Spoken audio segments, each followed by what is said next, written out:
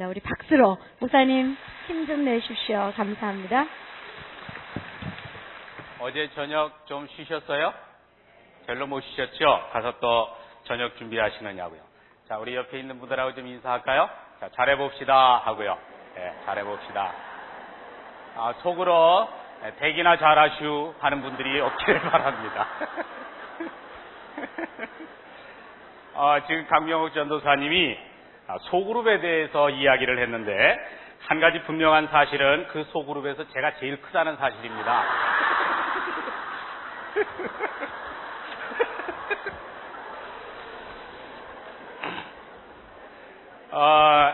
요즘 말이죠. 그 키와 관련해가지고 그 결혼 조건 A, B, C, D가 있더라고요. 그게 뭔가 했더니 D는 키도 작다. C가 뭔가 했더니 키만 크다. B가 뭐냐 했더니 키만 작다. 그리고 A는 뭐예요? 키도 크다. 자, 전 목사는 어디에 해당될 것 같아요? A, B, C, D에 해당되는 게 하나도 없습니다. 그리고 누군가가 그러더라고요. 키까지 컸으면 큰일 날 뻔했다고.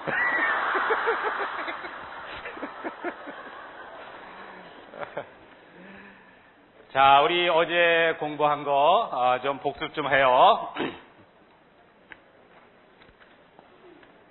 자, 어제 특별히 그 예배소서 1장 9절 10절 주제 선구였죠. 주제 선구였어요. 그래서 하늘에 있는 것이나 땅에 있는 것이 다 뭐예요? 그리스도 안에서 다시 혹은 재통일되게 하려 하심이라. 이거 바로 하나님의 꿈, 또 하나님의 놀라운 구원 계획이다. 이렇게 말씀드렸어요. 하나님께서는 바로 이 하나님의 구원 계획에 우리를 도구로 사용하시기를 원하신다는 것입니다. 또 이 계획에 우리가 뭐예요?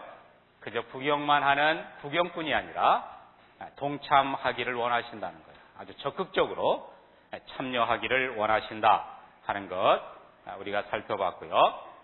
그 다음에 제1과 그림 조각 맞추기였죠. 그림 조각 맞추기. 그래서 신앙생활이란 삶의 한 부분이 아니다. 삶 자체다. 그렇죠? 삶 자체다.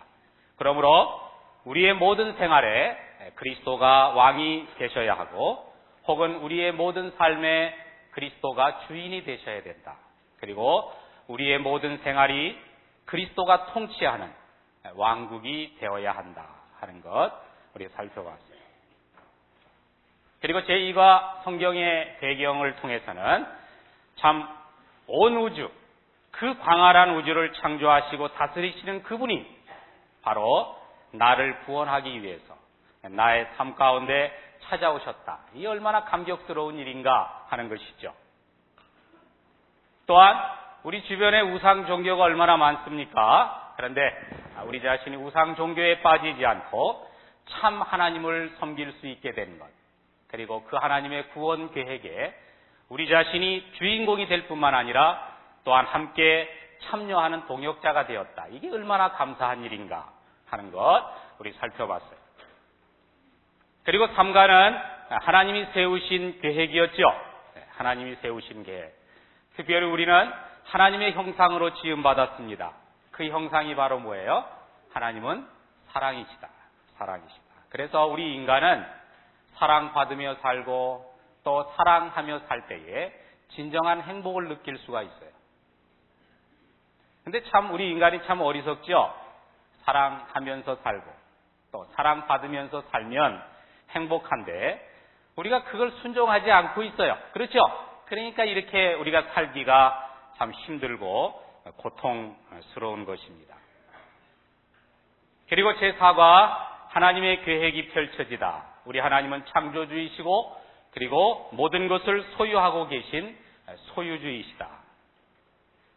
우리의 것이라고는 하나도 없다. 그렇죠? 다 하나님의 것이다 하는 것 우리 공부했습니다. 또 제5가 죄, 심판, 은혜 이 주제였죠. 죄가 얼마나 무서운가. 그리고 그 죄가 우리 인간 세계뿐만 아니라 자연 세계까지 엄청난 아주 치명적인 그런 영향을 주었다는 거죠. 특별히 우리 인간의 모든 관계를 끊어놓았어. 그래서 남편과 아내, 형제와 형제, 그렇죠? 국가와 국가. 그 죄의 원흉이 뭐예요? 바로 자기 사랑. 자기 중심적인 삶. 바로 이기주의적인 삶. 나만을 위한 삶. 그래서 이 죄의 깊이가 우리 인간 세계에 얼마나 뿌리 깊게 영향을 미치고 있는가. 우리는 이 죄를 증오해야 돼요. 그렇죠? 우리 죄를 증오해야 돼요. 흔히 우리는 이런 말을 하지 않습니까? 죄는 미워하되 죄인은 뭐예요? 사랑하라. 우리가 미워하고 증오해야 될 것은 그 인간의 삶 속에, 인간 내면 속에 뿌리 깊이 이렇게 자리 잡고 있는 그 자기 사랑, 자기만을 위한 삶, 이것을 증오해야 된다 하는 것입니다. 이제 마지막으로 6가는 유대인들을 선택하신 하나님의 섭리. 그렇죠? 창세기 1장부터 11장까지는 어떤 면에서 아브라함을 하나님의 구원 계획 역사에 그 무대에 올려놓기 위한 하나의 처음 부분이라고 말할 수가 있죠. 그래서 창세기 12장에서 드디어 아브라함을 부르시고 또 창세기 마지막 부분에서는 이제 야곱 가족 70인이 이제 애굽으로 들어가서 이제 생활을 하게 되지 않습니까? 이제 거기서 이스라엘이라고 하는 큰 민족을 이루게 됩니다. 우리는 늘 생활 속에서 아침에 좀 눈을 뜨면 하나님 앞에 이런 고백, 이런 기도를 좀 드렸으면 좋겠어요. 하나님, 제가 어떻게 하면 오늘 하루도 제 생활을 통해서 하나님께 영광을 돌릴 수 있을까요? 또 하나님, 오늘 하루도 저의 삶과 사역을 통해서 이웃들을 어떻게 하면 좀 잘 섬길 수 있을까요? 좀 이런 고백이 우리의 고백이 되었으면 좋겠다 하는 그런 생각을 해봤습니다. 이제 오늘은 7과부터 몇 과까지요? 12과까지 12과까지 공부하도록 하겠습니다. 자, 제7과 긍휼과 언약들입니다. 그래서 이제 오늘부터 오늘 이제 첫 시간인데 출애굽기. 어제까지는 이제 창세기를 마무리했다고 볼 수가 있고요. 출애굽기를 이제 시작으로 어디까지요? 말라기까지. 그리고 말라기뿐만 아니라 이제 신구약 중간 시대. 말라기서부터 신약 그 중간에 400년이라고 하는 기간이 있는데 그 중간 시대에 이루어졌던 사건들을 또 같이 살펴보도록 하겠습니다. 방금 말씀드렸습니다마는 이제 애굽에서 이스라엘 백성들이 아주 급속도로 그 인구가 불어나게 됩니다.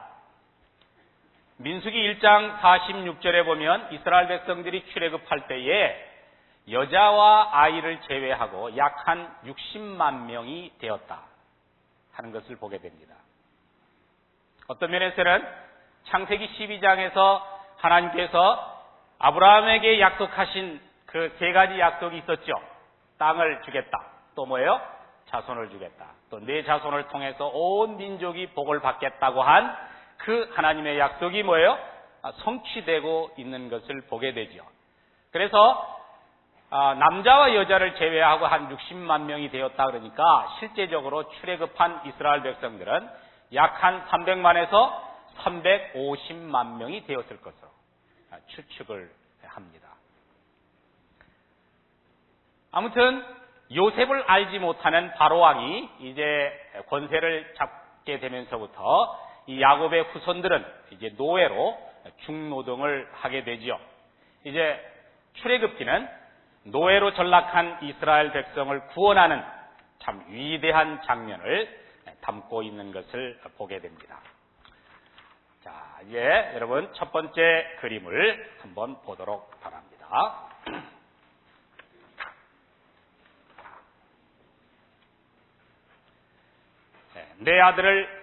내가 내 아들을 애굽에서 불러내었다 그랬습니다.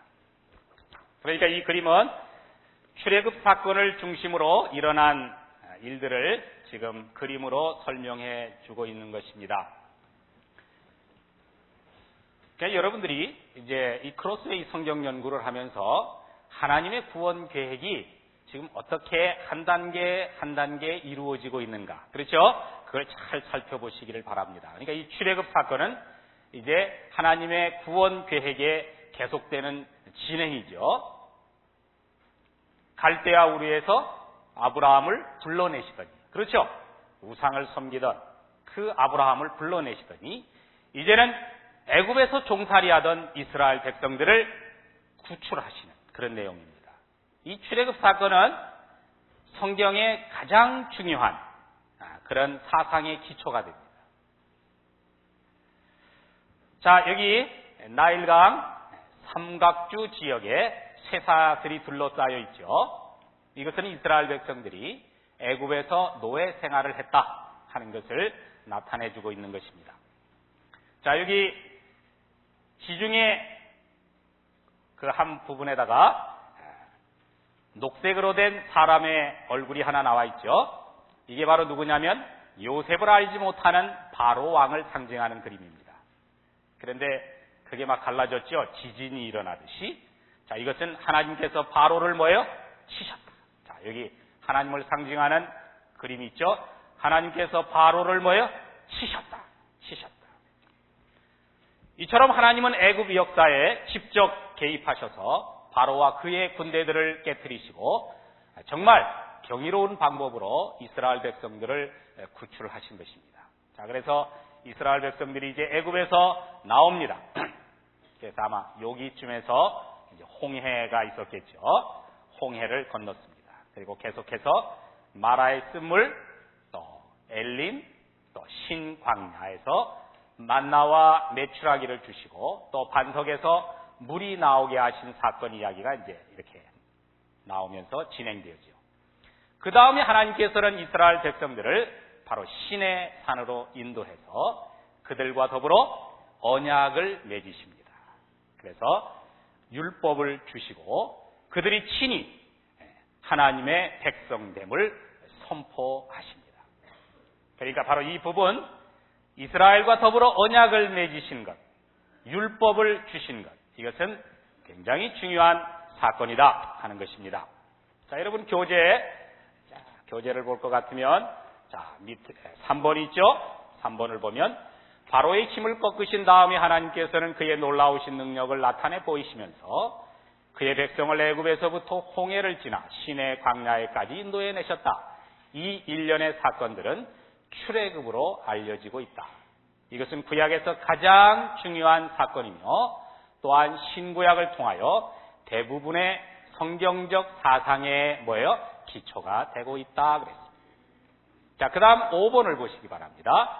신의 산에서 일어난 사건을 율법을 주심 혹은 십계명을 주심이라 부르는 것은 정확한 표현이 되지 못한다.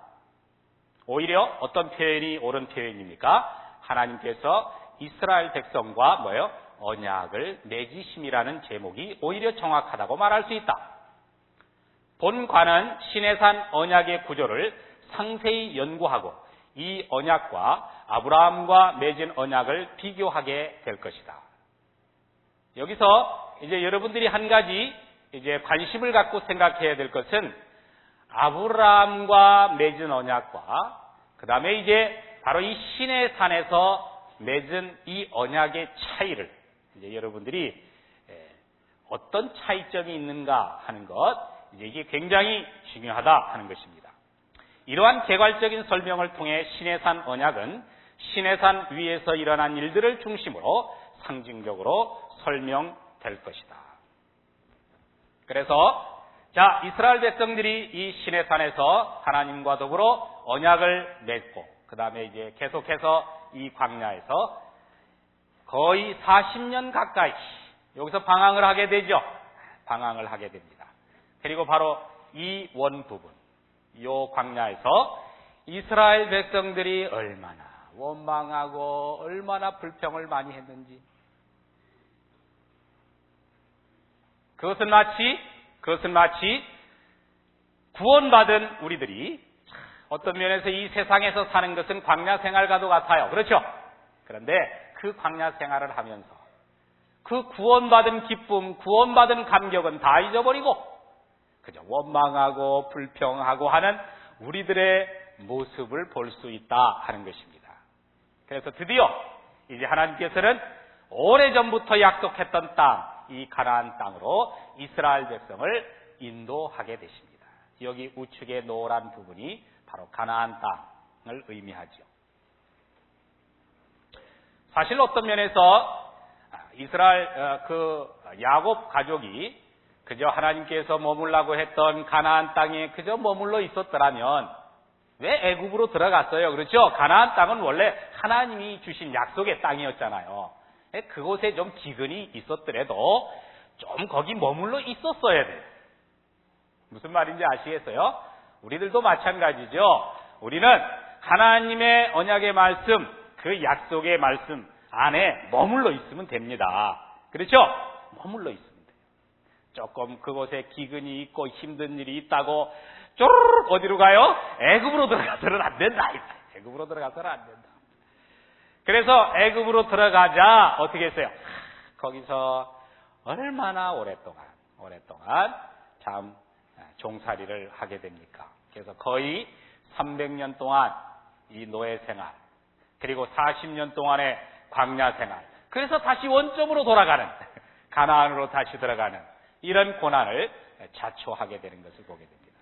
그런데 요 애굽에서부터 요 가나안까지는 여기 지중해 해안을 따라서 이렇게 가게 되면 이게 가장 최단 코스라고 합니다. 이스라엘 백성들이 이 가나안까지 들어가기까지는 몇 년 걸렸어요? 40년. 그런데 요 지중해 연안을 따라서 가기만 하면 이게 걸어서 가도 40일 코스라 그래요. 40일 코스. 그런데 왜 하나님께서 왜 이런 최단 코스로 인도하시지 아니하시고 이 40년 광야길을 가게 하셨을까? 왜 그랬을까? 여러분 어때요? 하나님께서 지금이라도 당장 우리 천국으로 데려갔으면 좋겠어요? 그렇지 않죠? 하나님께서 분명히 우리를 이렇게 살게 하신 데에는 분명한 저는 이유가 있다고 봐요. 할 일이 남아있기 때문에. 만약에 하나님께서 우리에게 할 일이 남아있지 않다고 생각하면 아마 불러가실 거예요. 그러니까 분명히 기억하세요. 나는 할 일이 남아있기 때문에 지금 살고 있다는 거. 왜 40년 광야길을 가게 하셨을까? 그 광야에서 훈련시키기 위함이었을까? 아니면 당시 해안 요소에는 이 팔레스틴 원주민들이 거주하고 있었어요. 그래서 아마도 이스라엘 백성들을 지켜주시기 위함이었을까? 아무튼 우리는 확실히 잘 몰라요. 그러나 여기에 분명히 하나님의 뜻이 있었을 거예요.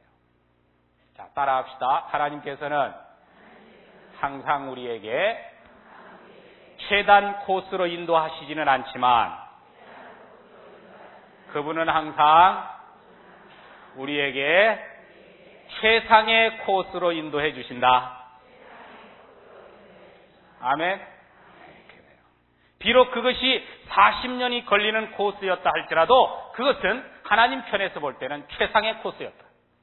그러니까 여러분 아직도 기도 응답이 안 되는 여러 가지 많은 것들이 있지만 그러나 우리가 한 가지 분명히 확신하는 것은 그것이 하나님께서 우리에게 주신 뭐예요? 최상의 코스다 하는 것을 믿으시라고 하는 말씀. 아멘. 자, 아무튼 여러분 출애굽기에 보게 되면 가장 중요한 사건이 바로 뭐냐? 유월절 사건이라는 거예요. 유월절 사건이라는 거예요. 신약에 와서 그 사건은 바로 성찬식이라고 말씀드렸죠. 자, 이스라엘 백성들이 이제 출애굽할 때에 여러분 그 유월절의 의미를 알았을까요? 몰랐을까요?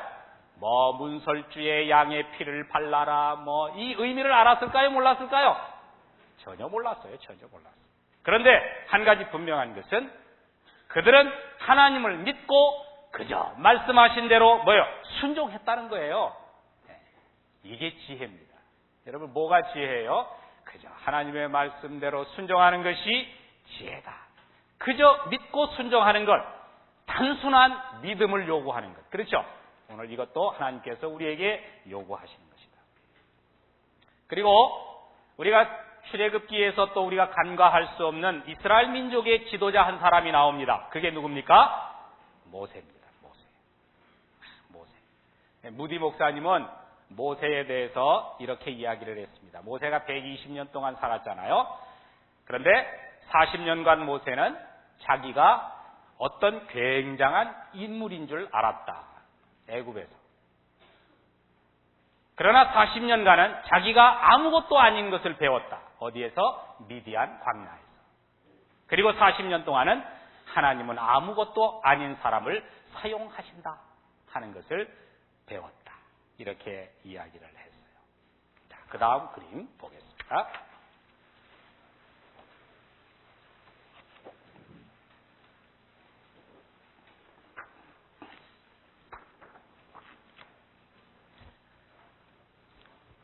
성경에 나오는 언약의 형식들입니다. 이제 두 개의 그림이 나오는데요. 위에 있는 그림은 창세기 12장에서 하나님께서 아브라함과 맺은 언약의 성격을 설명해 주고 있습니다. 그리고 아래에 있는 그림은 출애굽기 19장 20장에서 하나님께서 시내산에서 이스라엘 백성과 맺은 언약의 성격을 가르쳐주고 있는 것입니다. 이 두 언약을 이해하는 것은 여러분들이 성경을 이해하는데 아주 중요한 열쇠가 됩니다. 그리고 오늘날 우리가 많이 오해하고 있는 부분도 이 두 언약을 이제 배움으로 이제 그 문제가 해결되게 됩니다. 자, 먼저 아브라함과 맺은 언약에 대해서 한번 살펴보도록 하겠습니다. 먼저 이 언약은 하나님 편에서 일방적으로 체결하신 종적 언약입니다. 그래서 이 첫 번째 언약의 성격은 하나님께서 그 어떤 의무도 그리고 그 어떤 율법도 우리들에게 요구하지 않는다는 것이 특징입니다. 아브라함과 맺은 언약은 모두 약속밖에 없어요. 약속밖에 없어요. 그리고 이것을 순종해라, 뭐 이것을 하지 말라, 이런 어떤 율법과는 관계가 없다. 그래서 여러분 그림에는 없습니다만은 제가 이렇게 표시를 좀 했습니다. 아브라함과 맺은 언약은 이 율법과는 관계가 없다는 거예요. 그래서 십계명 돌판에다가 X표를 제가 그려놓았습니다. 그리고 하나님을 상징하는 그림에다가는 제가 이렇게 화살표를 그려놓았는데, 자, 이것은 하나님께서 이스라엘 백성들에게 장차 무엇을 하실 것이다 하는 미래에 대한 약속만이 담겨있다. 다시 말씀드리면 이 언약은 그저 언약만 있고 약속만 있고 그저 하나님께서 일방적으로 체결하신 종적 언약이기 때문에 이건 깨어질 수가 있습니까? 없습니까? 이건 깨어질 수가 없어요. 절대 깨어지지 않고 반드시 이루어집니다. 어떤 일이 있어도 아브라함과 맺은 언약은 이루어집니다. 자, 그 다음 밑에 시내산 언약을 보겠습니다. 자, 이 언약의 특징은 뭐냐? 이 언약은 아브라함과 맺은 언약과는 달리 인간 편에서 의무를 수행해야 하는 횡적 언약이라는 것입니다. 그래서 하나님께서 인간과 언약을 맺으시고 언약을 맺으시는데 인간의 뭐예요? 반응이 있어야 된다는 거예요. 반응이 있어야 된다는 거예요. 다시 말해서 순종이 있어야 된다는 거예요. 그래서 이 시내산 언약에는 뭐가 있어요? 계명이 있습니다. 가장 대표적인 게 뭘까요? 십계명이죠. 십계명. 그래서 이번에는 화살표를 뭐요? 이렇게 거꾸로 그렸어요. 이건 뭘 의미하는 거 아니? 이 언약에서는 하나님께서 과거에 무슨 일을 하셨는 거에 대해서만 얘기하고 있어. 내가 너희들에게 이러이러한 일을 하지 않았느냐. 가령 예를 들어서 내가 너희들을 저 애굽의 종되었던 그곳에서 너희들을 구출해내지 않았느냐. 이 사실을 말하면서 그러므로 너희들은 이렇게 살아야 된다 하면서 계명을 주시고 바로 순종하도록 반응을 보이도록 요구를 하고 계신다는 것입니다. 그래서 자, 이 시내산 언약은 여기 시내산 그림을 제가 그려놓았습니다. 자, 이 언약은 인간의 반응을 요구하는 언약이기 때문에 깨어질 수가 있습니다. 언제 깨어질까요? 불순종하면 깨어집니다. 그래서 아브라함과 맺은 언약과 시내산 언약은 이런 차이가 있다는 것. 이것이 굉장히 아주 중요한 성경을 이해하는데 아주 중요한 핵심이 된다 하는 거 여러분들이 꼭 기억하셔야 됩니다. 다음 그림 보도록 하겠습니다.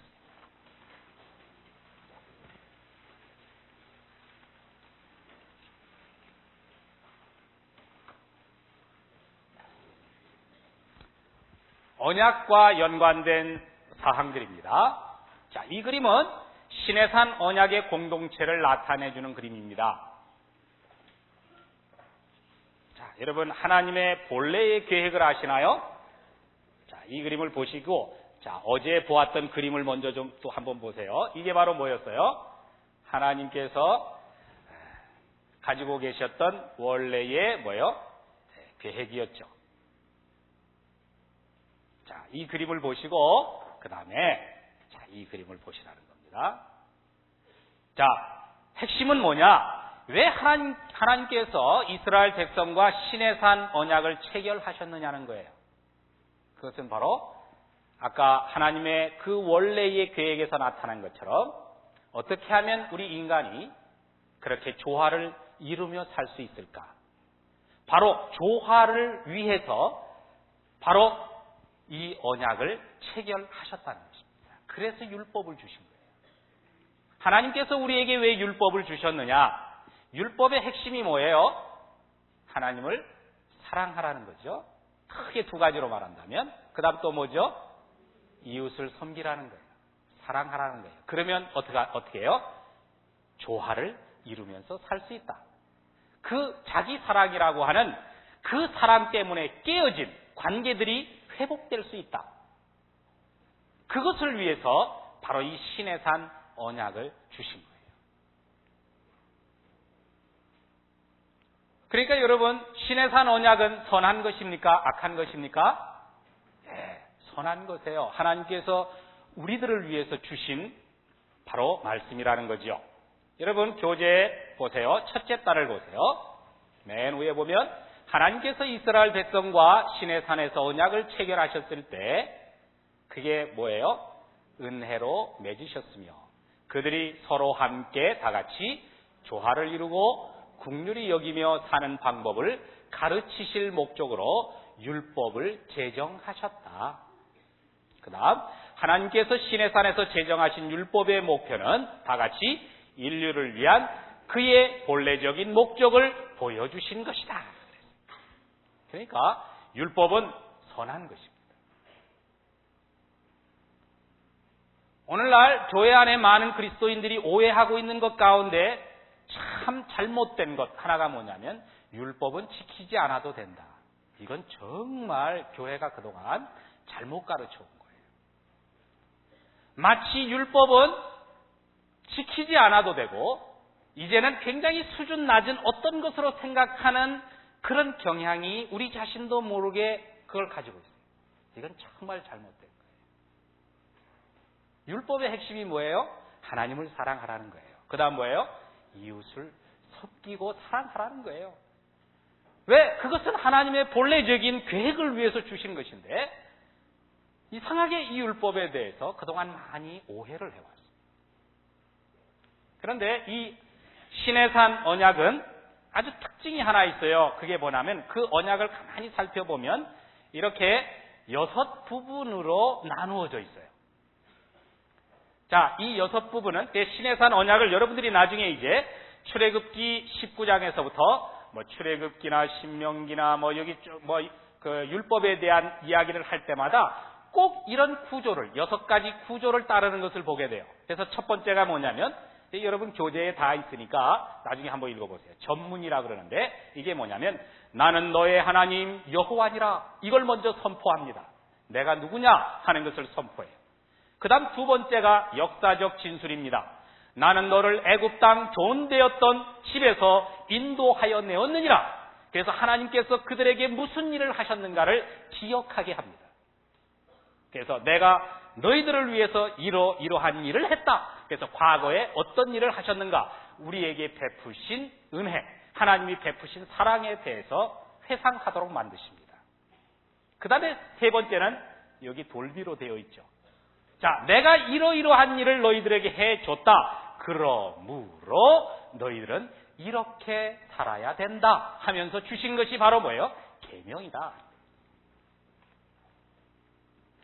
내가 너희들에게 기대하는 바가 바로 이것이다. 그리고 이것대로 순종하며 살면 바로 너희들은 조화를 이루면서 살 것이다. 그리고 세 번째가 뭐냐면 보존과 제독인데 이건 뭐냐면 이 말씀을 계속해서 영원히 보존하라는 거예요.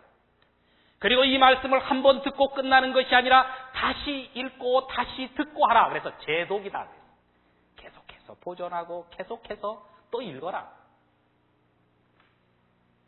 그리고 5번에는 증거, 증인들인데 내가 너희들이 이 말씀을 순종하나 안 하나 내가 다 보고 있다. 이런 말이에요. 내가 증인이 된다는 거예요. 증인이 된다는 거예요. 그리고 마지막 6번째는 축복과 저주입니다.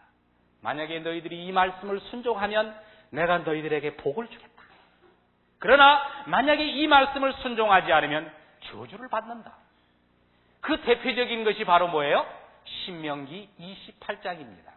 그래서 신명기 28장에 보면 1절부터 14절까지는 하나님께서 우리에게 어떻게 살라고 말씀하세요. 그러면 그 말씀대로 살면 복을 받는다는 거예요. 복을 주시겠다는 거예요. 그러나 이제 15절 이하에 보게 되면 불순종할 때는 저주를 받게 될 것이다. 그러니까 이 신의 산 언약이 굉장히 중요합니다. 그러니까 왜 이 율법을 우리에게 주셨느냐? 이 율법을 주신 목적을 분명하게 보여주고 있다. 자, 여러분 교재, 거기 밑에 부분 보면은 출애굽기와 신명기에 기록되어 있는 거기 부분 봅니다. 출애굽기와 신명기에 기록되어 있는 여러 가지 율법의 조목들은 많은 세부 사항을 다루고 있다. 그러니까 그 율법 안에는 우리 인간의 삶의 아주 구체적인 것까지 말씀하고 있다는 거예요. 이 내용들은 나라 안에 있는 모든 사람들에게 어떻게 생활해야 하고 어떻게 의무들을 수행해야 하며 또한 그들을 관할하는 자들을 어떻게 대해야만 할 것인가를 지시해 주고 있다. 그래서 그 밑에 보면 유사들, 왕들, 제사장들, 선지자들, 부모들, 과부들, 고아들, 가난한 자들, 소경, 귀머거리, 동물들, 노동자들 이런 부분에 대해서 어떻게 대해야 할 것인가 하는 것을 구체적으로 보여주고 있다는 거예요. 그리고 그 다음 이 구절들은 하는 부분 같이 읽습니다. 이 구절들은 율법의 조목들이 매우 상세하고 훌륭한 것임을 보여준다. 그것은 영원한 원리에 기초되어 있다. 하나님께서 율법을 주신 것은 구원을 위한 지침서가 아니라 구원을 보여주기 위한 지침서이다. 그 차이는 매우 중요한 것이다. 여러분 한 가지 분명한 것은 우리에게 율법을 주신 것은 왜 주셨느냐? 이 사실을 꼭 잊지 말라는 것입니다. 다 같이 한번 읽어볼까요? 시작.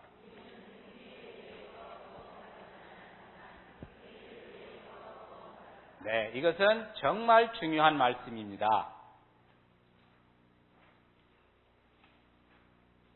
우리는 절대 우리의 행위에 의해서 구원받지는 않습니다. 이 말은 무슨 말인가 하니? 우리는 절대 율법을 순종함으로 구원받지는 않습니다.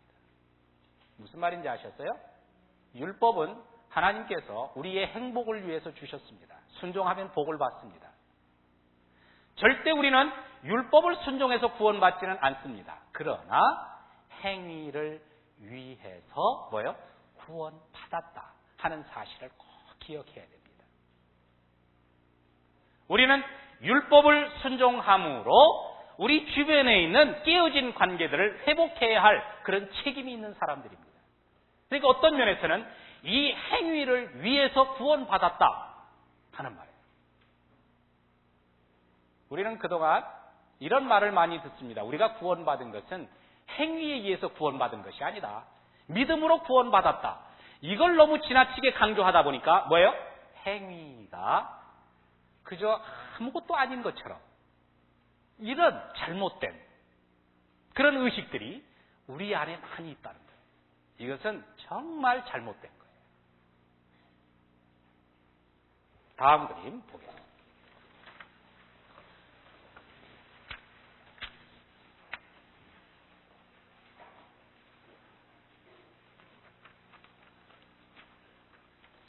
아주 중요한 그림입니다. 순종. 왜 순종해야 되느냐 하는 거예요. 왜 순종해야 되느냐? 구약과 신약을 연결해 주는 그림이죠. 자, 우리가 왜 순종해야 됩니까? 왜냐하면 하나님께서 우리를 뭐예요? 이렇게 종되었던 곳에서 구원해 주셨기 때문에. 우리는 구원받은 백성이기 때문에. 우리가 왜 순종해야 됩니까? 우리 예수님께서 이렇게 종된 삶을 사시면서 나를 구원하시기 위해서 십자가에 못 박혀 죽으셨고 또 그분이 무덤에서 장사 지낸 바 되었다가 다시 사흘 만에 부활하셔서 승천하셨어요. 왜 그분이 십자가에 못 박혀 죽으셨어요? 바로 나를 구원하기 위해서. 우리가 왜 하나님의 말씀대로 순종해야 됩니까? 왜 그렇습니까? 왜냐하면 뭐예요? 그러므로 우리는 이렇게 살아야 된다는 거예요. 주님이 이렇게 사셨기 때문에 그래서 주님이 이렇게 사심으로 말미암아 우리가 하나님과의 관계가 회복됐고 또 우리 자신과의 관계가 회복됐고 더 나아가서는 이웃과의 관계가 완전하게 회복되지는 않았지만 그래도 말씀을 계속 순종하려고 우리는 노력합니다. 그래서 회복되고 있습니다. 그러므로 우리도 이렇게 살아야 된다.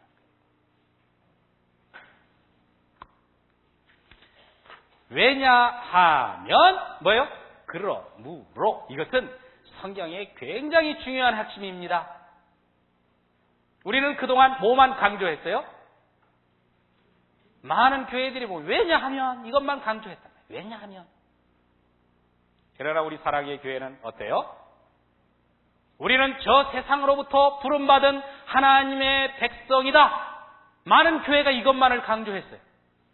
특권의식만 강조했어요. 그러나 옥 목사님께서 가지고 계신 교회로 또 하나는 뭐예요? 우리는 저 세상으로부터 부름받은 하나님의 백성인 동시에 또 뭐예요? 저 세상으로 보냄받은 예수 그리스도의 뭐예요? 제자다. 그러므로 이렇게 살아야 된다 하는 거예요. 옥 목사님 목회 철학과 아주 이렇게 굉장히 관련이 있단 말이죠. 굉장히 연관이 있다. 그러므로 이걸 놓쳐서는 안 돼요. 그러므로. 여러분 성경을 보세요. 성경을 보면 왜냐하면 그 다음 뭐예요? 그러므로. 저기 예배소서도 보세요. 예배소서도 보면 예배소서가 1장부터 6장까지 있잖아요. 예배소서 이상해요? 발음이 이상했나? 1장부터 6장까지 있죠? 1장부터 3장까지는 뭐예요? 왜냐하면. 그 다음에 4장 1절부터서는 뭐예요? 그러므로 우리가 뭐예요? 이렇게 살아야 된다는 거예요. 그래야 복을 받는다는 거예요. 그걸 놓쳐서는 안 돼요.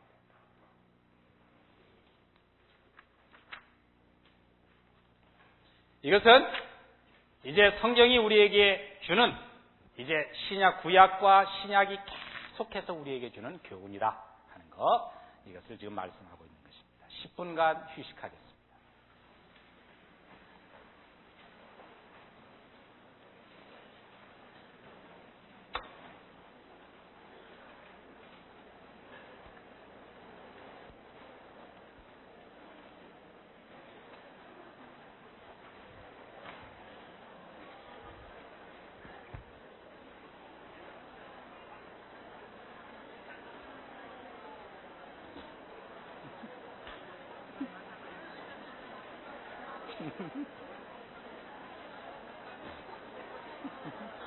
어떻게 여기 앉으셨어요?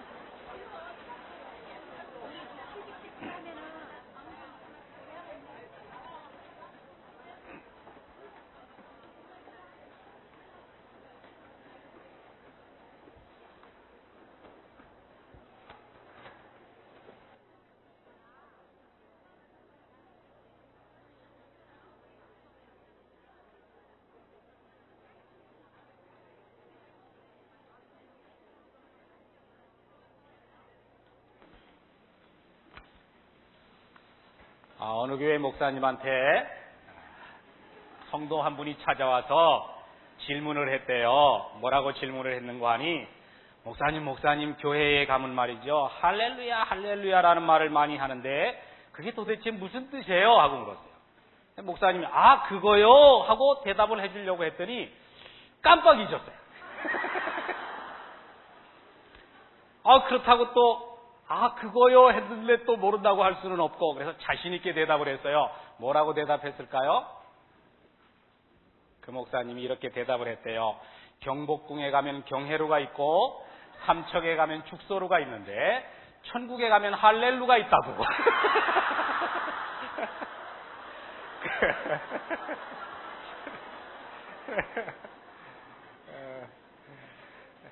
우리 순장님들, 순원들이 뭐 질문할 때, 그렇죠? 그래서 모르면 모른다고 하는 게 좋죠? 자, 제8과 광야와 유랑생활 같이 또 공부하겠어요.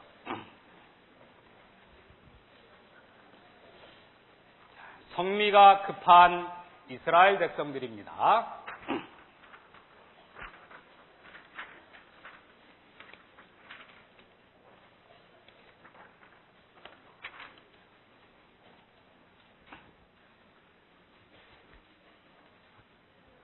이 그림을 보시면 아마 이미 눈치를 채셨을 거예요. 그렇죠? 이스라엘 백성들이 애굽에서 가나안까지 이 광야 생활 노정기를 이렇게 그려놓았습니다.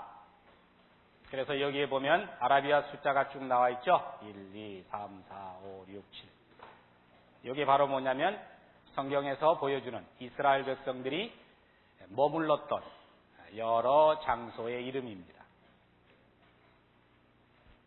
그리고 여기 아래 붉은 줄에 이스라엘 백성들이 기록해 놓은 번호가 있고, 그 다음에 위에 보면 이제 장소 이름이 나와 있어요. 여기 1번, 요게 이제 마라일 것이다.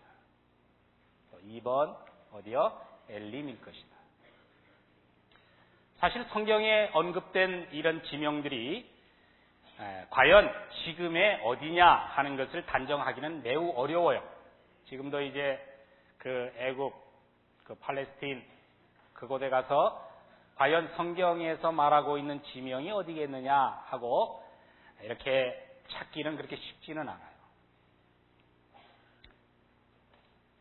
여기 큰 의문부호가 하나 나왔죠. 이건 바로 뭐냐면 이스라엘 백성들이 과연 홍해를 어느 쪽에서 건너갔겠느냐 하는 것은 정확하게 말할 수 없다 혹은 알 수 없다 하는 의미에서 이제 의문부호를 찍어 놓은 것입니다.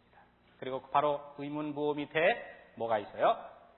불기둥과 구름기둥을 상징하는 그림이 나와 있습니다.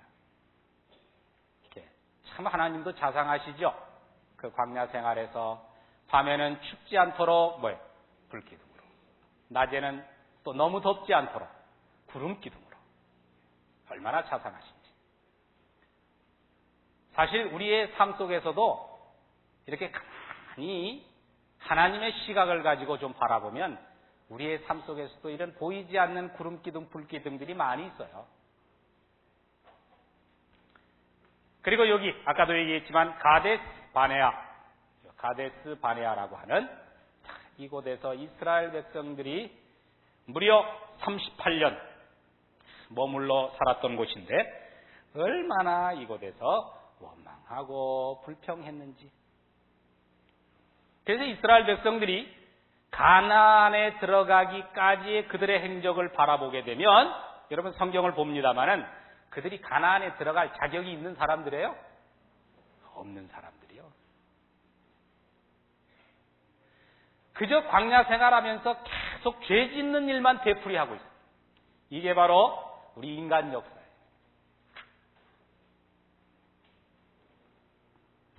아마 우리도 마찬가지일 것 같아요. 우리도 이제 저 하나님의 나라에 들어가서 그동안 이 땅 위에서 살았던 그런 행적들을 한번 참 이렇게 되돌아보면 참 볼만할 것 같아요. 참 부끄러울 때도 있을 거고 말이죠. 볼만할 거예요. 정말 하나님의 은혜가 아니면 이건 도저히 들어갈 수 없다 하는 것을 발견하게 될 겁니다. 그래서 어떤 분이 그랬다 그러죠. 천국에 들어가면 3번 놀랄 것이라고. 첫 번째는 나 같은 죄인이 이곳에 와 있다는 사실에 대해서 놀랄 것이고, 또 두 번째는 그 누군가가 꼭 천국에 올 줄 알았는데 없다는 사실에 대해서 놀란다. 그리고 또 하나는 뭐라 그랬어요? 그 사람은 천국 문턱에도 들어가지 못할 줄 알았는데 그곳에 있다는 사실 때문에 놀랄 것이다. 3번 놀랄 거다. 아무튼 드디어 이스라엘 백성들은 이제 가나안 땅에 들어가게 됩니다. 이스라엘 백성들의 그 광야 유랑 생활의 발자취, 그 출애굽기 혹은 민수기 이런 데를 보면 아주 자세하게 나와 있죠. 그러니까 여기 나와 있는 지명들을 이렇게 보시면서 아마 성경을 읽으시면 여러분들에게 많은 도움이 될 것입니다. 자, 다음 그림 보겠습니다.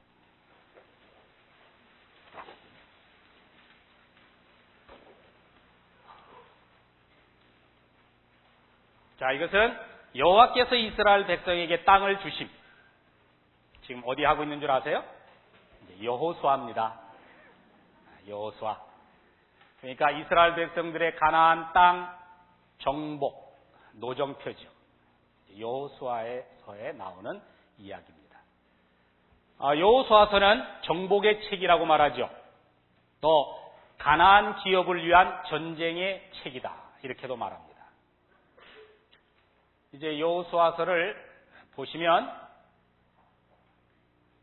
이스라엘 백성들을 여호수아가 인도해서 이제 가나안 원주민들과 더불어서 이제 이렇게 세 지역에서 전투를 벌입니다. 이제 가나안 땅을 정복하는 전투를 벌이죠. 첫 번째 전투가 바로 이 중부 지역이었어요.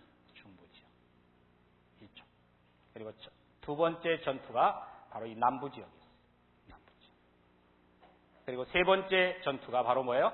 이 북부 지역.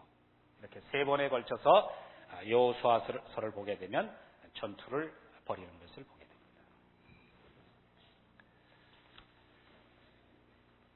됩니다. 교재 시간 관계상 다 보지는 않겠습니다. 하여튼 나중에 한번 시간 있으실 때 성경 하나 찾아보시면서 읽어보시기를 바랍니다. 그러니까 여기 그림에 나오는 이 붉은 화살표, 이것은 이스라엘 백성들이 이제 그 약속의 땅에 들어가기까지 이제 이런 싸움을 거쳐서 정복을 했다는 것이죠. 여기 왼쪽에 나팔 부는 사람의 그림이 나와 있는데 이것은 이스라엘 백성들의 군인들을 모으기 위한 양각 나팔, 전쟁 나팔을 불어서 이제 사람들을 모으는 그런 장면이죠. 가운데 보면 법궤가 나와 있죠. 법궤입니다. 이건 언약궤. 법궤. 그런데 법궤 안에 칼이 있죠. 이건 뭐냐? 자, 이 가나안 땅을 정복함에 있어서 앞장서서 이 싸움을 이제 함께 싸우신 분이 있는데 그분이 바로 누구시냐? 바로 하나님이시다 하는 것을 나타내주고 있는 것입니다.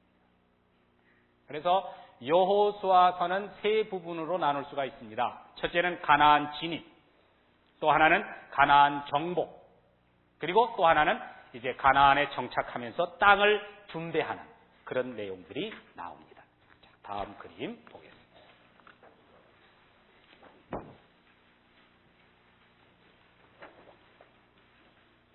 귀찮은 이웃들. 자, 이 귀찮은 이웃들이 누구였어요? 자, 이게 어디냐? 사사기에 나오는 그림입니다. 그래서 이 그림은 자, 이스라엘 각 지파들에게 어떻게 이 약속의 땅이 분배되어졌는가 하는 것을 보여주고 있고, 그 다음에 인접한 이웃 나라들, 이웃 족속들, 귀찮은 이웃들이라 그랬는데 그들로부터 어떻게 침공을 받았는가 하는 것, 이게 사사기에 나오는 내용을 이렇게 요약해서 그림으로 그렸습니다.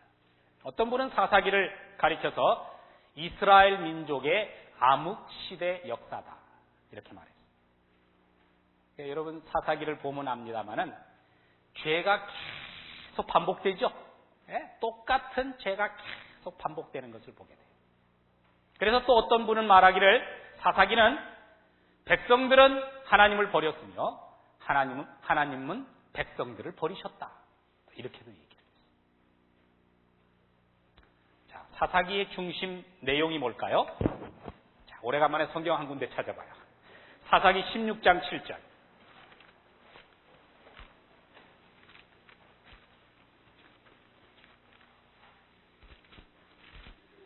사사기 16장 7절. 이것은 사사기의 중심 내용을 한 구절로 표현한 말씀이라고 보겠어요. 자, 6절 말씀입니다. 17장 6절. 같이요. 그때에는 이스라엘의 죄송합니다. 제가 조금 더 기다릴게요. 사사기 17장 6절. 391면 되겠습니다. 자, 17장 6절 같이 봅니다. 그때에는 이스라엘의 왕이 없으므로 사람마다 자기 소견에 옳은 대로 행하였더라. 어떻게 행했어요? 자기 소견에 옳은 대로 행하였더라. 사실은 우리는 어떻게 행해야 돼요? 하나님께서 주신 그 신의 산 언약. 그렇죠? 신의 산 언약. 그 말씀을 내로 따라가야 될 텐데 하나님의 율법에 대해서는 관심을 두지 않았어요. 자기 의견, 자기 소견에 옳은 대로 그저 행했다. 이게 사사기를 표현한 말씀. 그리고 사사기에 보면 이스라엘의 그 이웃 나라들, 귀찮은 이웃들이 이스라엘 백성들을 여러 차례 공격하고 있는 것을 보여주는데 여기 화살표들이 다 그것을 말합니다. 그들이 누구였어요? 블레셋 족속, 그 다음 또 어디? 가나안 족속, 또 모압 족속, 미디안 족속과 아몰렉 족속, 또 암몬 족속. 그런데 여러분, 이 족속들이 어떻게 해서 나오게 되었는가? 그건 이미 봤죠? 어제 우리 족보를 통해서 봤잖아요. 그런데 그 족보를 통해서 봤더니 이 족속들은 거의 다 불륜의 관계에서 그저 태어난 그런 자녀. 그래서 이들이 이스라엘 백성을 계속해서 공격하고 어려움을 주었다 하는 것을 보게 됩니다. 자, 왜 이스라엘이 가나안 땅에서 이런 공격을 받아야만 됐을까요? 자, 여러분 그 교재 한번 보세요. 두 번째 단에 보면 사사기는 그랬어요. 사사기는 이스라엘에 대한 이러한 공격들이 왜 일어나게 되었는가를 설명해 주고 있다. 다 같이 이스라엘 백성들은 참 하나님을 섬기는 일을 버리고 바알 우상을 숭배하고 있었다. 그러므로 하나님은 이스라엘 백성들의 방종함을 인하여 그들을 연단시키시고 그들이 회개하여 그 패역한 길에서 돌아서도록 하시기 위해 이러한 이웃 나라들의 공격을 허용하셨다. 자, 그런데 밑에 보면 그 사사기를 보게 되면 하나의 체계를 가지고 있어요. 어떤 체계냐? 거기 1, 2, 3, 4가 있죠. 1은 보면 이스라엘 백성은 죄를 범하고 있으며 또한 형벌을 받고 있다. 그들은 여호와께 도움을 부르짖고 있다.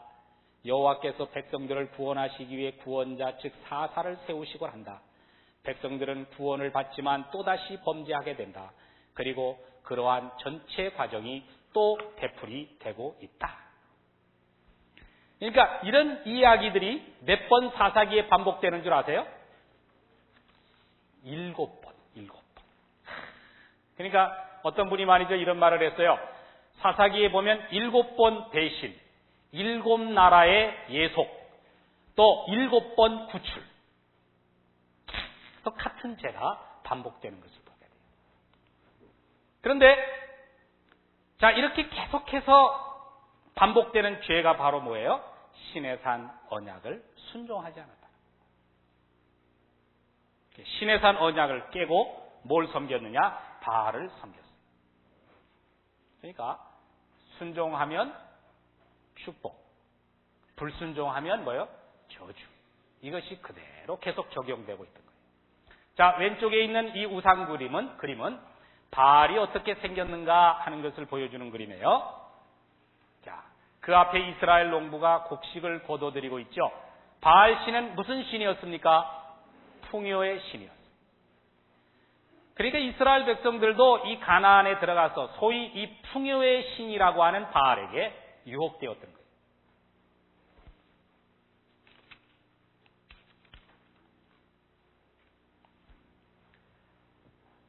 자, 여기에는 이 바알 그림이 굉장히 큰 거인상처럼 나왔는데 사실상 바알상은 굉장히 조그맣다고 해요. 어느 정도 크기 되느냐? 실제 크기는 5인치에서부터 6인치, 그러니까 약 한 20cm 정도. 바알 크기가 요 정도 됐을까요? 요 정도 크기의 그림이라고 생각하면 돼요. 요게 바알 우상이에요. 그러니까 이스라엘 백성들은 그저 소나기에 들어갈 정도의 이런 우상을 자신의 호신용으로 이렇게 가지고 다니기도 하고 또 가정에 모셔다 놓기도 해요. 그런데 이스라엘 백성들이 이 바알 신을 굉장한 신으로 믿었다고 하는 거예요. 여러분 생각해 보세요. 그 애국으로부터 구원받은 백성이 이렇게 바알 신을 섬기게 되었다. 도무지 이해가 되지 않죠? 그런데 주전 587년에 이제 바벨론에 이제 이스라엘 백성들이 멸망할 때에는 이스라엘 백성 90% 이상이 이 바알을 섬겼다는 거예요. 그러니까 그 당시 이 바알 숭배는 아주 완전히 국가적인 종교가 됐어요. 국가적.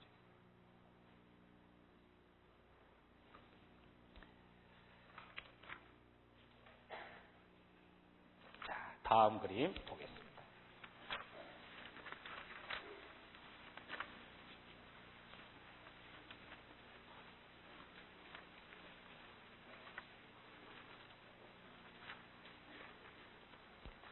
몇 가지요? 9가입니다. 왕들, 왕국들, 그리고 포로생활.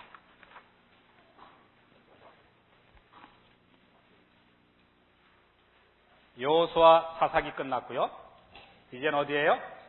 사무엘 하의 내용입니다. 왕들. 자, 이 그림에 나오는 얼굴은 다윗의 얼굴을 상상해서 그린 것입니다. 다윗이 아주 잘생겼죠? 잘생겼어요. 아주 눈매가 날카로워요. 그리고 아주 지성적인 모습이에요. 화가가 상상해서 그린 거예요. 자, 그런데 여기 아주 중요한 또 하나가 나옵니다. 그게 바로 뭐냐면 왕관이 여러 개가 겹쳐져 나오고 있죠. 자, 이게 바로 뭐냐면 이제 사무엘 하 7장에서 하나님과 다윗과 맺은 언약. 이제 여기 무슨 언약이 나오냐면 다윗의 언약, 다윗과 맺은 언약이 나옵니다. 자, 지금 언약이 지금 2개가 나왔죠. 뭐 나왔어요? 아브라함과 맺은 언약 나왔죠. 그다음 또 뭐예요? 시내산 언약, 시내산 언약이 나왔어요. 그다음 여기 또 하나 나오죠. 뭐예요? 다윗과 맺은 언약입니다. 자, 그런데 이 다윗과 맺은 언약의 핵심은 바로 뭐냐? 이제 이 다윗에게서 시작된 왕통이 이제 계속해서 이어질 것이라고 하는 약속에, 그러니까 내 후손을 통해서 결국은 이것이 바로 뭐냐? 다윗의 후손을 통해서 나중에 이스라엘의 구원자가 이제 나타날 것이다 하는 약속이 이 다윗과 맺은 언약. 이 성경에서 또 굉장히 중요한 약속이에요. 그래서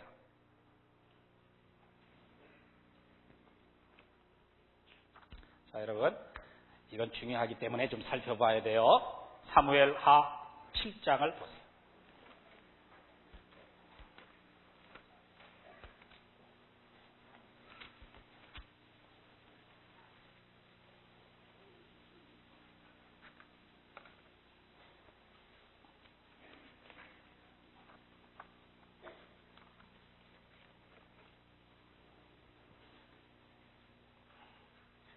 사무엘하 7장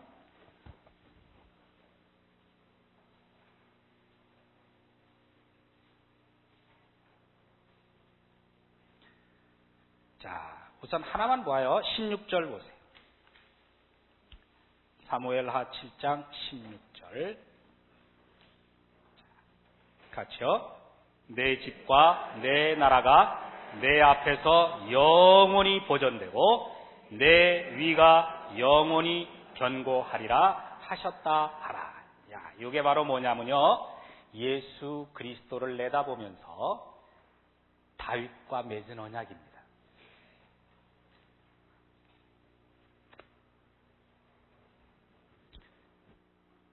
성경에 이 그리스도, 예수 그리스도에 대한 예언은 계속해서 반복되는 것을 보게 돼요. 자, 이 다윗에게 여기서 다시 한번 이제 확인을 한 거지, 이미 하나님께서는 창세기에서 이미 예수 그리스도에 대한 그런 언약을 주셨죠. 자, 한번 찾아봐요. 창세기 3장 15절. 창세기 3장에서 특별히 그 사탄의 유혹이 나오잖아요. 그 사탄의 유혹이 있을 때에 이미 하나님께서는 언약을 하셨어요.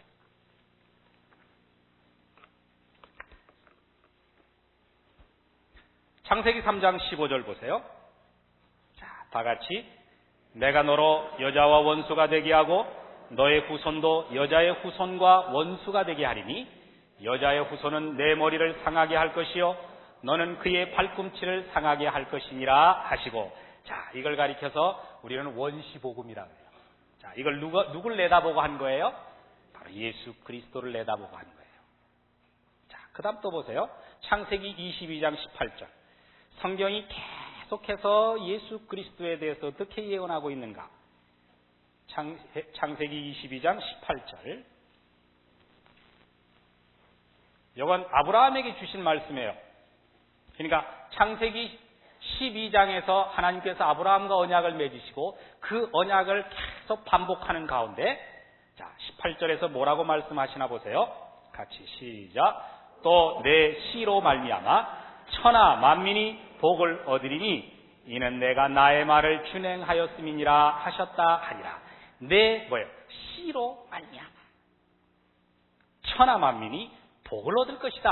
이게 누굴 내다보고 한 거예요? 바로 예수 그리스도. 자, 조금 또 보세요. 창세기 49장으로 가보세요.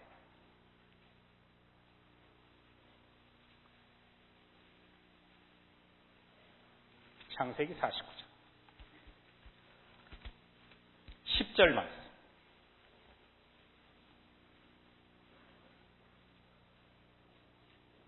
(49장 10절) 다 같이 봅니다. 홀이 유다를 떠나지 아니하며 시리자의 지팡이가 그 발 사이에서 떠나지 아니하시기를 실로가 오시기까지 미치리니 그에게 모든 백성이 복종하리로다. 자, 이렇게 창세기에서 이미 예수 그리스도에 대한 약속을 하시고 이제 사무엘하 7장에 와서 누구에게? 다윗에게. 그래서 이 예언이, 이 언약이 이제는 구체화됩니다. 구체화돼요. 그래서 여러분 아시는 대로 미가서 5장 2절에 보면 이 예수 그리스도가 이제 어디에서? 베들레헴에서 태어나실 것까지 예언하죠. 또 이사야 7장 14절에 보면 바로 그 예수 그리스도가 동정녀에게서 태어날 것을 또 예언하죠.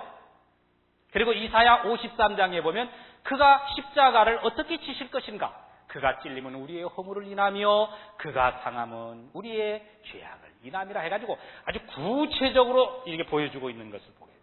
이것을 가리켜서 우리는 언약의 점진성이다라고 말합니다. 이제 처음에는 그저 여자의 후손에서부터 출발한 것이 다음에는 뭐예요? 아브라함에게 구체적으로 내 씨로, 그러더니 조금 더 뒤에 가서는 이제 다윗의 씨로, 이렇게 말이죠. 그리고서는 어디서 태어날 것, 또 어떻게 그분이 이제 십자가를 지실 것 구체적으로 보여주고 있어요.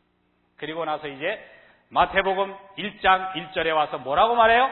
아브라함과 다윗의 자손 예수 그리스도의 세계라 하고서 이제 예수님의 족보가 되잖아요. 그러니까 여러분 성경의 그 흐름을 보게 되면요, 그냥 나온 게 아니에요. 다 이렇게 신약과 연결이 돼요. 그래서 맨 나중에 드디어 마리아에게서 그리스도라 칭하는 예수가 나시니라 이렇게 되는 거예요. 우리가 신약 성경을 보게 되면 이 예수님을 계속적으로 다윗의 후손으로 불리웁니다. 그래서 아까 그 사무엘하 7장에 나온 다윗의 언약이 성경의 아주 중요한 언약이라고 말씀드립니다. 다윗의 후손. 하나 더 찾아봐요. 자, 신약으로 갑시다. 사도행전 13장 한번 가보세요. 사도행전 13장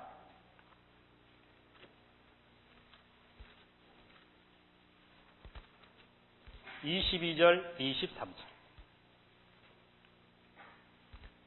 이게 누구냐면 바울의 설교에서 이제 한 말씀이에요. 바울이 구약에도 아주 능통했다는 것을 여기서 보게 돼요. 사도행전 13장 22절, 23절. 자, 21절부터 보십시다. 같이요. 그 후에 저희가 왕을 구하거늘 하나님이 베냐민 지파 사람 기스의 아들 사울을 40년간 주셨다가 패하시고 다윗을 왕으로 세우시고 증거하여 가라사대 내가 이새의 아들 다윗을 만나니 내 마음에 합한 사람이라 내 뜻을 다 이루게 하리라 하시더니 하나님이 약속하신 대로 이 사람의 씨에서 이스라엘을 위하여 구주를 세우셨으니 곧 누구다? 예수다. 얼마나 성경이 멋있어요.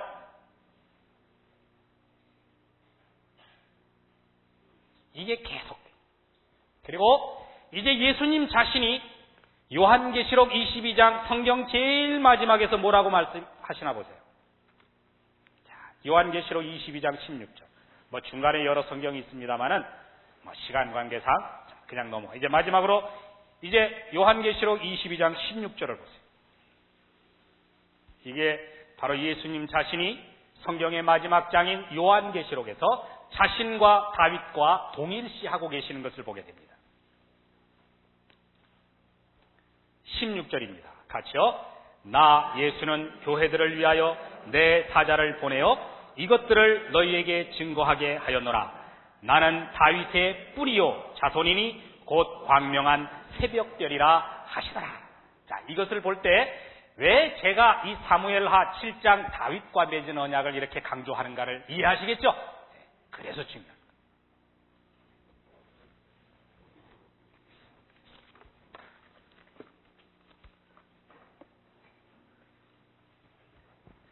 자, 다시 그림을 봅니다. 다윗이 처음 이제 왕이 되었을 때만 해도 그들은 유대 나라 정부를 통치한 것이 아니라 그저 자기가 거처하는 요 헤브론과 여기 유다를 중심으로만 통치를 했어요.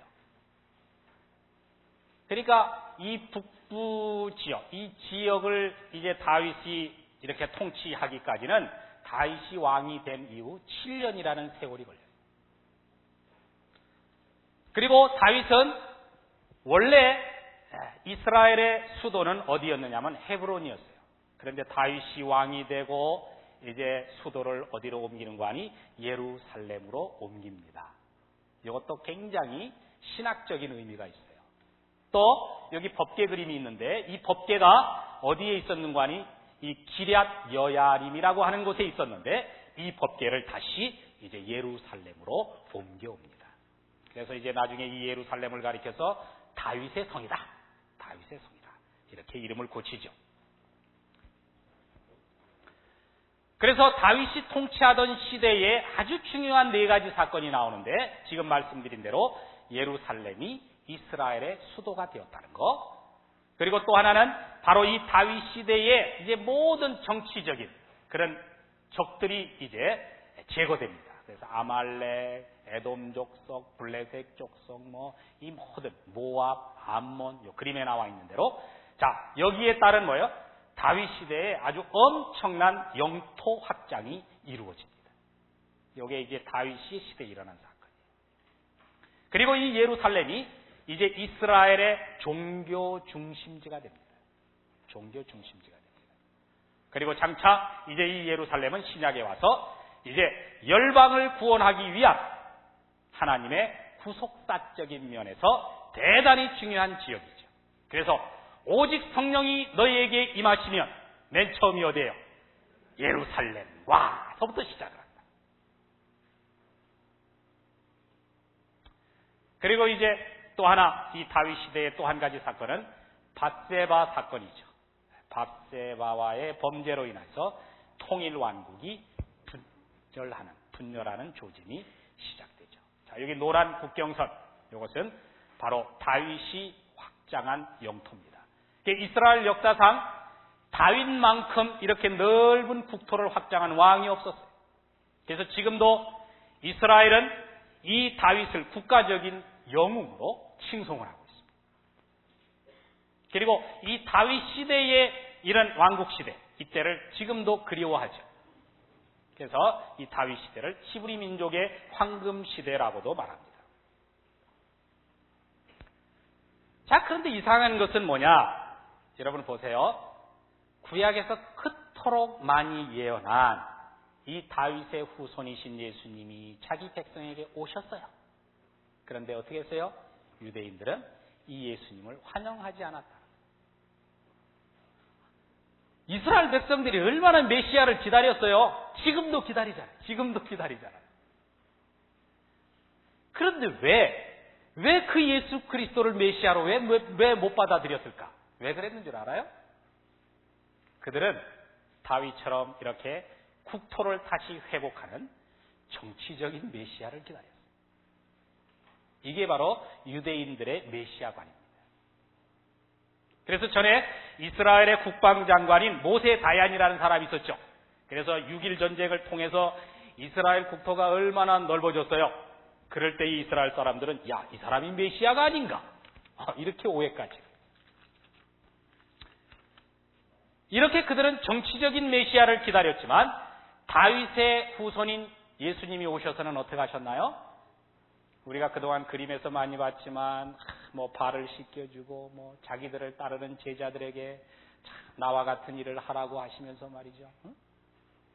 그러니 이스라엘 백성들이 기다리고 있던 메시아하고는 이건 전혀 다른 메시아라. 이해가 되지 않는 거예요. 그래서 결국은 바로 그 예수님을 십자가에 처형했던 것입니다. 다음 그림.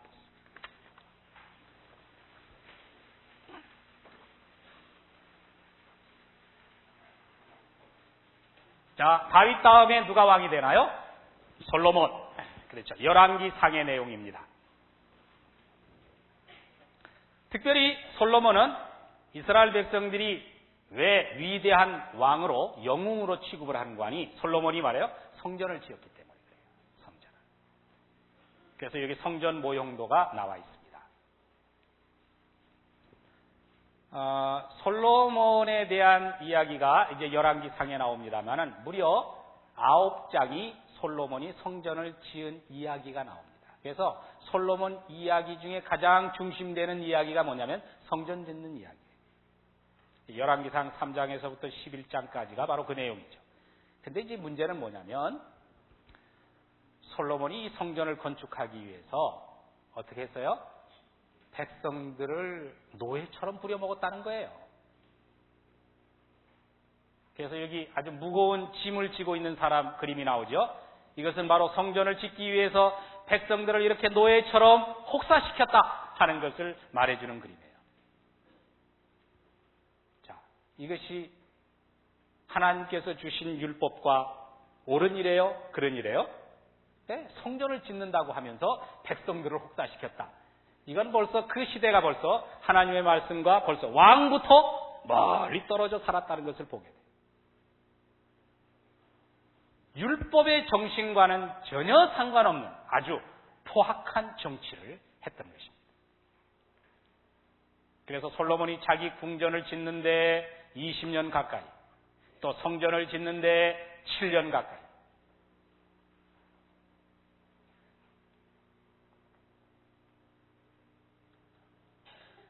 그리고 솔로몬을 볼 것 같으면 우리가 잘 알죠. 궁전에서 700명의 아내와 300명의 첩을 거느렸죠.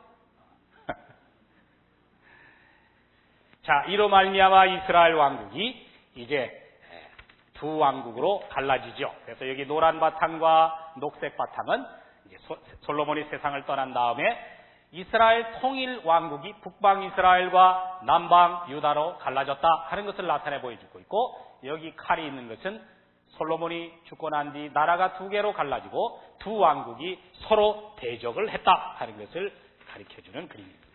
그 다음 왕국들의 붕괴. 자, 이것은 열왕기 하에 나오는 내용들입니다. 그러니까 솔로몬 이후 이제 유다와 이스라엘로 나라가 둘로 갈라지죠.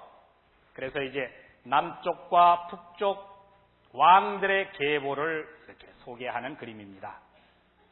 열왕기 하에 보면 이 내용들이 쭉 나오죠. 그래서 맨 처음에 베냐민 지파에서 누가 왕이 되었어요? 사울이. 그 다음에 왕이 누가 되었죠? 다윗. 그 다음에는 누가 왕이 되었어요? 솔로몬. 그리고 이 솔로몬 때에 이렇게 유다 왕국과 이스라엘. 자, 여기 남쪽 유다를 먼저 보겠어요. 이 남쪽 유다를 볼 것 같으면 요게 같은 노란 색깔로 다 되어 있죠. 요건 바로 뭐냐면 다윗의 후손들이 계속 남쪽 왕국을 통치했다. 요게 바로 무슨 언약이죠? 사무엘하 7장에서 다윗과 맺은 언약이 그대로 이루어지는 거예요. 그런데 여기에 나오는 사람 중에 여기 아달랴라고 하는 사람이 있는데 이 아달랴라고 하는 사람만 다윗의 후예가 아닙니다. 이 아달랴가 누구예요? 아합과 이세벨의 딸이었습니다. 아합과 이세벨의 딸. 그러나 아달랴가 죽은 다음에 계속 다윗의 왕통이 이어지는 것을 보게 됩니다. 여기 북쪽 이스라엘을 볼 것 같으면 이제 색깔별로 이렇게 보면 9개 왕조가 이제 이 북 이스라엘을 다스렸다 하는 것을 보게 됩니다. 그래서 이 색깔이 다른 것은 한 핏줄로 이어지는 것이 아니라 끊임없는 피비린내 나는 사건을 통해서 이렇게 계속 그 왕통이 끊어졌다. 그래서 옆에 보게 되면 칼이 있죠. 7개의 칼이 있고 핏방울이 한 점씩 찍혀 있죠. 이게 바로 뭐냐?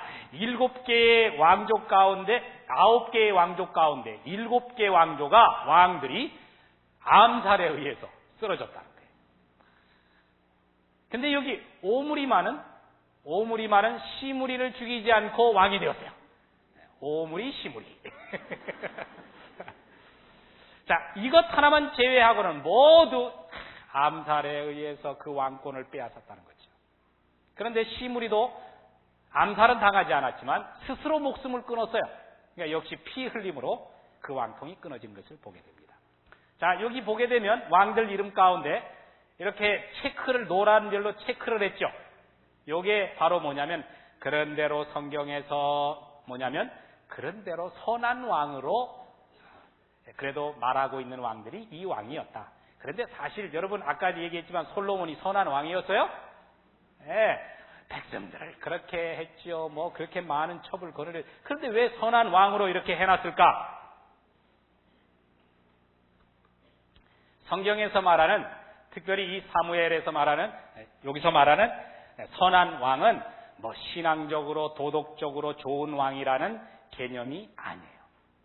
여기서 말하는 선한 왕의 개념은 예루살렘 성전의 부흥과 발전을 위해서 좋은 일을 했다. 그래서 여러분 교재 맨 밑에 뒤에 보면 왕에 대한 가치 평가가 나오죠. 자, 같이 읽어봅니다. 열왕기의 기자는 각 왕들이 예루살렘 성전을 어떻게 취급했는가에 따라 그 통치한 업적을 평가하고 있다.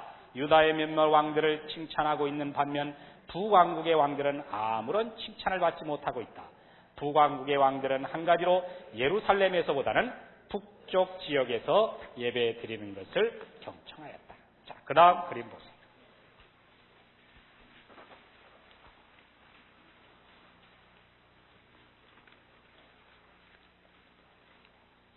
왜? 그리고 무엇을? 자, 이제 이스라엘이 남왕국과 북왕국으로 이렇게 갈라졌잖아요. 그래서 이 두 왕국이 이제 결과적으로 어떻게 되었느냐 하는 것을 이제 정리해 주는 그림입니다. 열왕기하 마지막 부분에 나오는 내용입니다. 자, 여러분 교재를 보세요. 교재를 보시면 먼저 A번 봅니다. 그림 9C는 역사의 현장에서 선택된 백성에게 밀어닥친 엄청난 비극과 그 배경을 말해주고 있다. 1번, 솔로몬이 죽자 곧 통일 왕국은 깨어져서 분열 왕국이 되고 말았다. 이사야는 이것을 그 민족에게 임한 가장 큰 비극들 중에 하나라고 언급하였다. 이 사건은 북쪽 지역과 남쪽 지역을 나누고 있는 칼에 의해서 잘 묘사되고 있다. 아수르인들은 북왕국 이스라엘 백성을 BC 721년, 722년에 포로로 잡아갔으며 그들은 다시 돌아오지 못하였다. 그러니까 여기 북왕국은 어떻게 해요?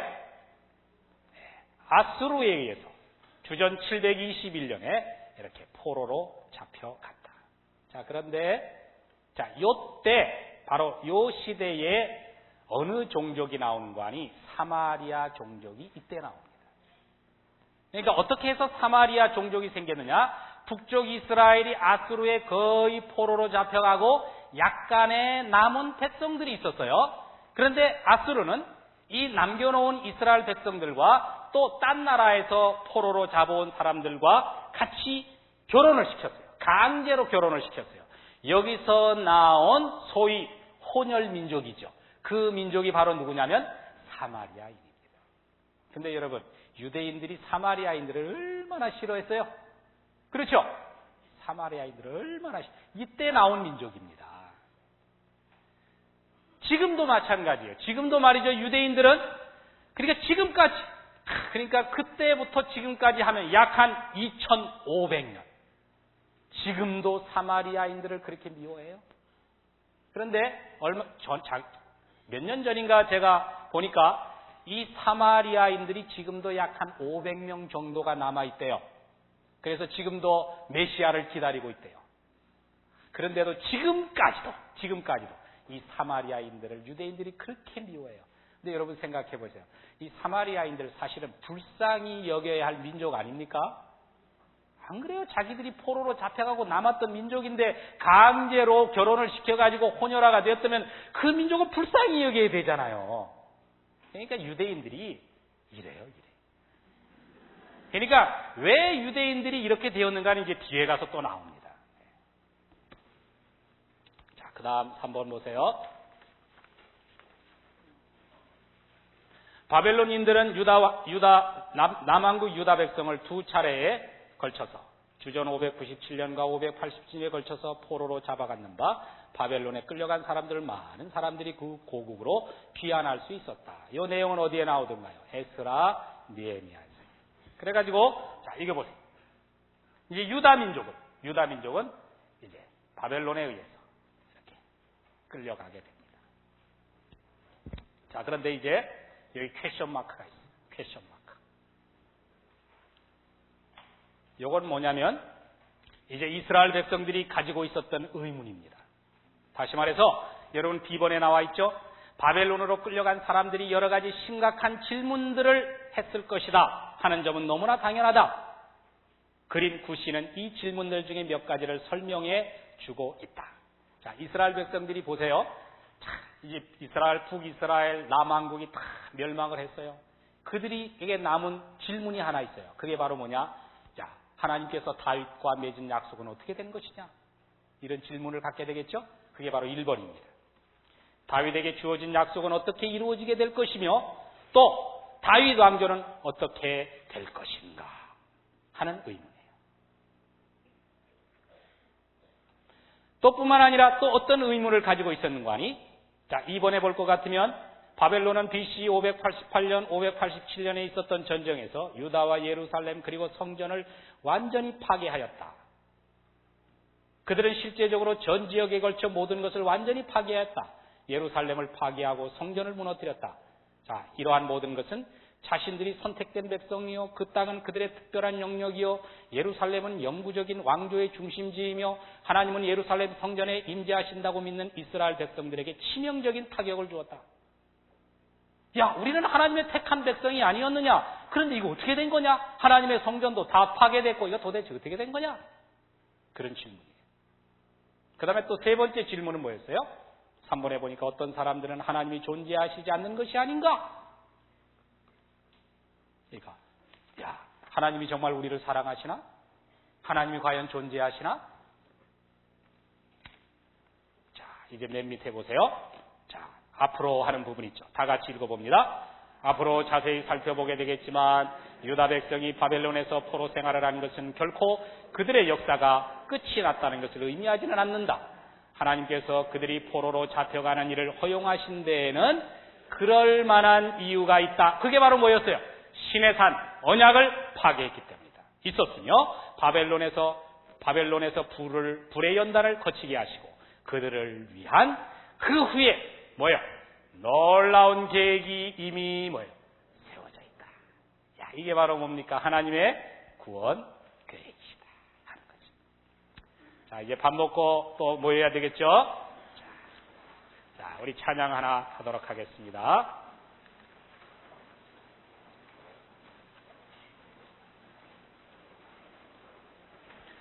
자, 85장 하겠어요.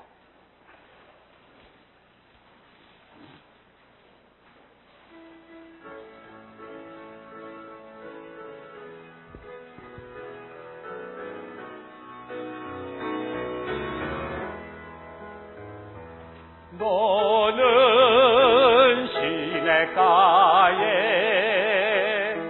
심은 나무라. 그렇습니다. 하나님의 사랑 안에 믿음 불이 내리고 주의 뜻대로 항상 달리라. 주의 시절을 쫓아 구원 열매 맺으며 주의 영화로운 빛 너를 보하리니 주의 뜻대로 항상 달리라. 주의 뜻대로 다시 한번 주의 뜻대로 옆에 있는 사람 손잡고 항상 하세요.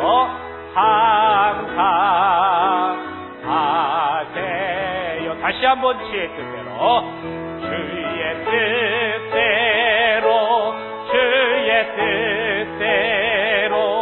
항상 하세요.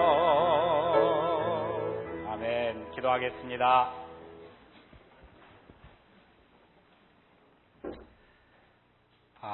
오늘 우리는 이제 오전 시간을 통해서 이스라엘 백성들이 광야 생활을 하면서 얼마나 쉽게 그리고 자주 하나님을 원망하고 불평했는가 하는 것 살펴봤죠. 참 우리 자신도 그렇지만 참 성미가 급한 이스라엘 백성들이었다. 이것을 보면 바로 우리 자신의 모습이구나 하는 것을 생각해 봅니다.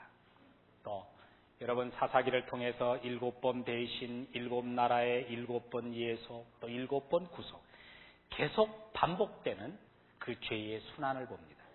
이게 바로 인간 역사라는 겁니다. 그럼에도 불구하고 인내하시면서 계속해서 사랑과 은혜를 베푸시는 하나님 얼마나 감사한지요. 여러분 이스라엘 왕국이 왜 붕괴되었습니까? 왜 포로 생활했습니까? 신의 산 언약을 불순종했기 때문입니다. 우리 하나님은 한 번 언약하신 것은 철저하게 지키십니다. 아브라함과 맺은 언약 반드시 지키십니다. 또 다윗과 맺은 언약 하나님은 지금까지 약속하신 대로 이루어 주셨습니다. 이제 우리 편에서 응답해야 할 신의 산 언약이 문제입니다. 순종하면 복을 받습니다. 그러나 불순종하면 우리가 복을 잃습니다. 아마 이 시간 하나님께서 주신 또 말씀이 있을 거예요. 그 말씀 가지고 우리 기도하고 오전 시간을 마무리하도록 하겠습니다. 같이 기도하겠습니다. 주십시오. 하나님 아버지, 주의 사랑과 은혜를 감사합니다. 오늘도 힘들고 바쁘지만 하나님께서 귀한 종들을 또 이렇게 수련회로 보내주셔서 우리 하나님의 구원 계획 속에 참 이루어지고 있는 하나님의 자비와 하나님의 긍휼과 또 하나님의 오래 참으심을 바라볼 수 있게 하여 주신 것 감사를 드립니다. 저희들도 예수 그리스도의 사랑과 은혜로 구원받았지만 이 광야 생활을 통해서 때로는 원망하고 불평하고 참 하나님의 자녀답지 못한 삶을 살아드릴 때가 얼마나 많이 있는지 모릅니다.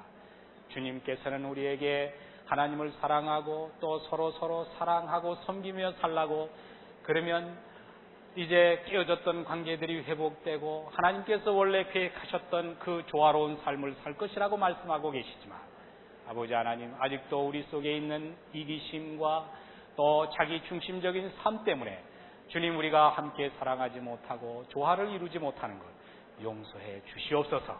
이제는 이 말씀을 통해서 저희들을 새롭게 하시고 다시 한번 하나님의 뜻을 이루어드리는 우리 모두가 되어질 수 있도록 도와주옵소서. 은혜로우신 아버지 하나님, 감사합니다. 오늘도 주님께서 사랑하시는 귀한 형제 자매들을 이 수련회로 보내주셔서 하나님의 말씀을 배우게 하시고 또 나를 향한 하나님의 구원 계획이 무엇인가를 보게 하신 것 감사합니다. 하나님 아버지, 우리가 예수 그리스도를 통해서 구원받았고 또 하나님의 자녀로서 살고 있지만 때로는 이 광야 생활을 통해서 이스라엘 백성들처럼 원망하고 불평하고 또 하나님의 자녀다운 삶을 살아들이지 못한 때가 얼마나 많이 있었는지 모릅니다. 그럼에도 불구하고 계속 저희들을 기다리시고 용납하시고 지금까지 이제 하나님의 꿈을 저희들에게 보여주신 것 감사합니다. 이제 주님이 가지고 계신 그 꿈이 우리의 꿈이 되게 하시고 그 꿈을 유감없이 이루어드릴 수 있는 우리 모두가 되어질 수 있도록 축복해 주시옵소서. 이제 이 수련회를 통해서 들려주시는 세미한 음성들, 주님, 이것이 이제 우리의 삶 속에서, 사역 속에서 30배, 60배, 100배의 결실을 거둘 수 있도록 주님 축복해 주시옵소서. 이제 오후에 다시 만날 때까지 주님 또 함께해 주옵소서. 예수님의 이름으로 기도하옵나이다. 아멘. 자, 맛있게 식사하시고 또 오후에 만나겠습니다.